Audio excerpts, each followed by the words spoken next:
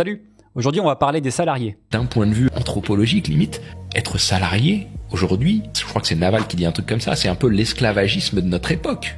Alors il y a plusieurs trucs qui posent problème dans cette vidéo. Déjà, comparer le salariat avec l'esclavage, c'est un peu osé quand même. Un esclave, c'est quelqu'un qui est considéré juridiquement comme la propriété de son maître. Donc si on caricature, on peut dire que légalement, entre un esclave et une table basse, il n'y a pas vraiment de différence. L'esclave, il est exploité par son maître, il n'a pas de salaire, il n'a pas de repos, il n'a pas de liberté, il n'a pas grand chose. Et un esclave, il est perçu comme un objet, donc il peut être acheté, il peut être vendu, c'est un peu une marchandise quoi. Oui, c'est horrible, ouais. Alors est-ce qu'on peut vraiment comparer le salariat à l'esclavage du coup? Contrairement au discours de beaucoup de coachs et d'entrepreneurs du web, le salariat à la base c'est un vrai progrès social, puisque ça a permis d'encadrer la relation de travail et donc de poser des limites. Ça a par exemple permis la limitation du travail des enfants, le droit de grève, la liberté syndicale, le repos hebdomadaire obligatoire, les congés payés, le SMIC, etc. Le salariat c'est un contrat de travail qui est encadré par la loi, avec un salaire minimum, des arrêts maladie, une protection contre le licenciement abusif, l'assurance chômage, des cotisations retraite, bref.